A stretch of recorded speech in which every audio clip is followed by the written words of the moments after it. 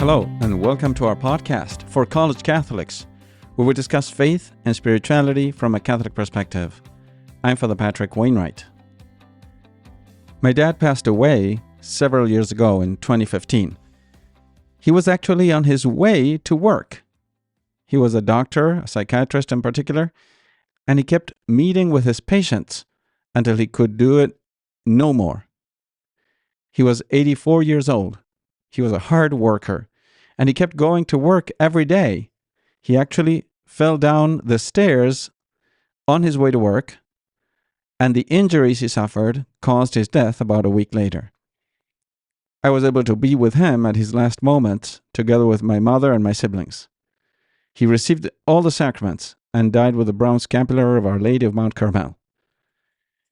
But what I want to highlight is how he was a laborious person, a hardworking person. He kept working for the well-being of his patients, and he did it to the end. No wonder that death found him basically doing what he had done most of his life, working for the mental well-being of others. He had done that most of his life. He had acquired the virtue of hard work for the well-being of his patients, and it was natural that death would find him doing what he had the habit of doing, the virtue of service for others. Now, a couple of episodes ago, episode 141, if you haven't listened to it, in that episode I spoke about what is virtue and vice, and how important it is for our holiness not only to be prayerful and to be in the state of grace, but moreover to try to be good in your being, in your inclinations, and in your acquired habits or virtues. Virtues are good acquired habits. That is, they are dispositions that we have and that we have acquired by the repetition of good acts. And these dispositions or habits, in turn, incline us, help us to do good works. They become like second nature to us. In my dad's case, we could say that by repeatedly doing the effort or sacrifice to go to work as a doctor every day of his life, that became like second nature to him. And he kept on doing it easily, joyfully, until his life came to an end. So virtues are good habits acquired by the repetition of good actions done over and over again. But at the same time, those virtues make it easier and easier to do good works. So they dispose us to do what is good. And this is a key element of holiness. This is why we typically don't become holy from one moment to another. It takes time to be holy, because being holy implies being virtuous, and that requires repeating good actions over and over again. So the tough part of any virtue is that at the outset, it is hard to acquire, precisely because you don't have it. So you have to act going against your fallen nature. But the good news about virtues is that in the end, once the virtue is acquired, or as it is being acquired, it becomes easier, and the virtue sort of carries you, leads you, moves you to do what is good. We could say that at the beginning, doing good feels like rowing against the current of a river.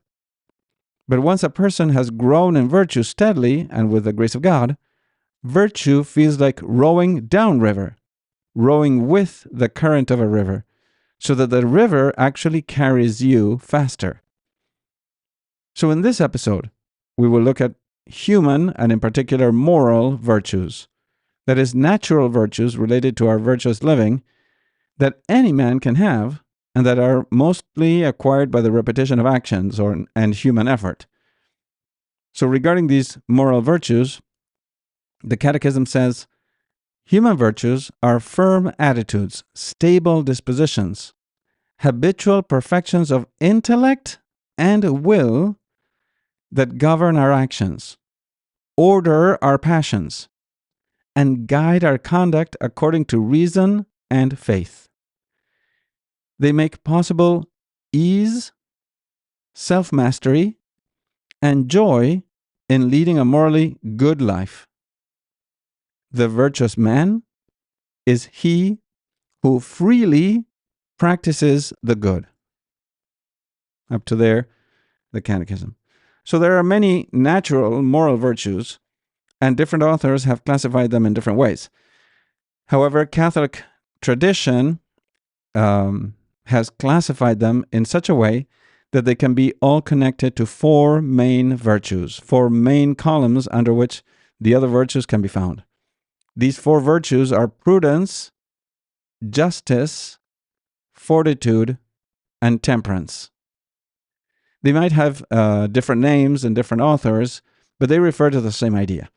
Imagine that these virtues are like four trees, and each tree has several branches, and each branch has its smaller branches or twigs. So in the same way, each of these four virtues has other habits connected to it, other virtues connected, in such a way that growing in one virtue helps you grow in the others that are connected. Now, this is why these four virtues, or four trees if you want, are called cardinal virtues. Cardinal, in this case, comes from the Latin cardo cardinis, which means hinge or pivot. One important clarification is that because we're addressing this topic within the context of faith, we will talk about these virtues insofar as they are connected to faith, to God, and to God as a final end.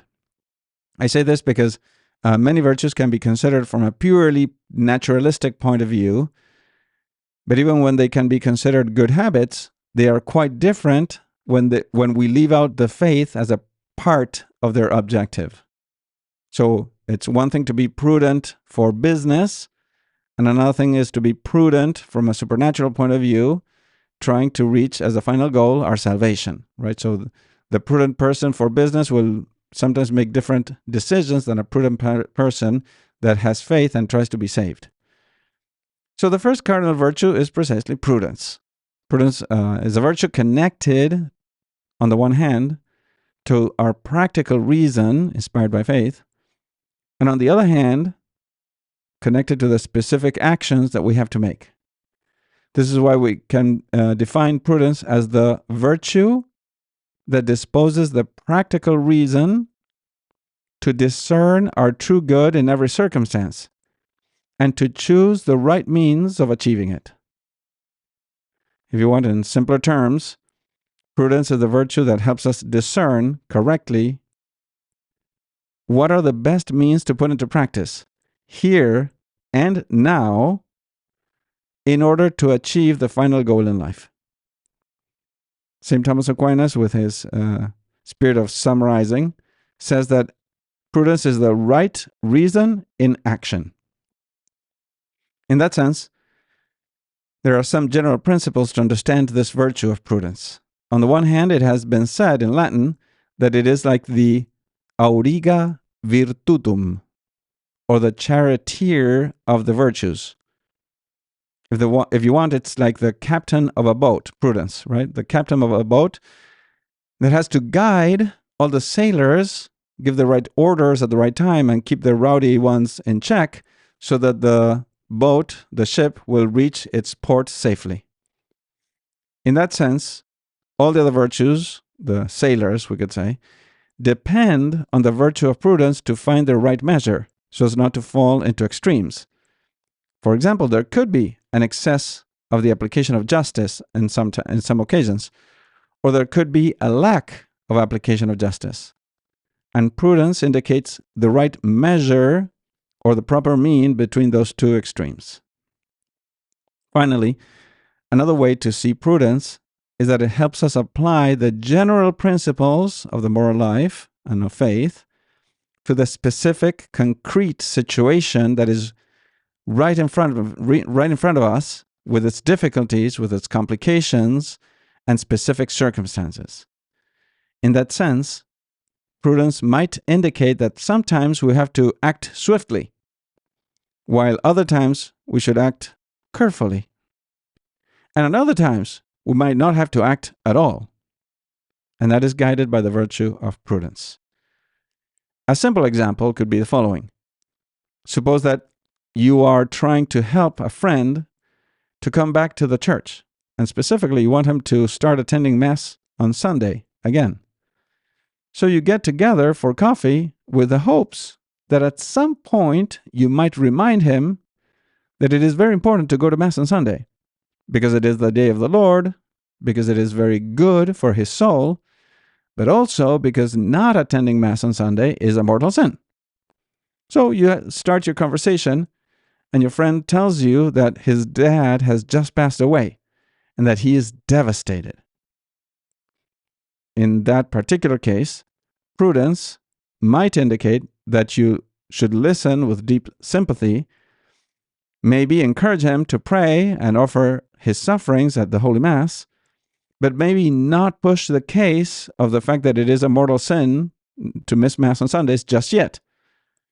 That it might be more prudent to speak about that some other day when he is in a better disposition of mind. So there you see how sometimes what you could say in theory, or you should say in theory, maybe in the specific case, you should not say. And that's thanks to the virtue of prudence. The next cardinal virtue is justice.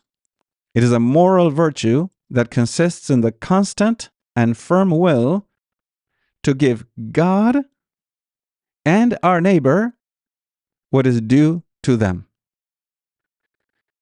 Unfortunately, we think very frequently about justice toward animals, and in the best of cases toward other human beings, but we rarely think about the justice we owe God. That is, to give God his due. And that is the virtue of religion, dependent on the virtue of justice. The virtue of religion tells us that we owe God worship or adoration. We owe him thanksgiving, and we owe him obedience to his law. Also, satisfaction for sin, if we have committed sin, and we need to repent. And all these things are connected to the virtue of religion. So insofar as justice now is directed toward our neighbor, it disposes us to respect the rights of each individual and our obligation toward them by trying to establish a harmony among human beings in light of the common good of society. In that sense, justice helps us not to be partial in our conduct toward our neighbor, moved by personal interests or selfish interests or preferences above what is just and true.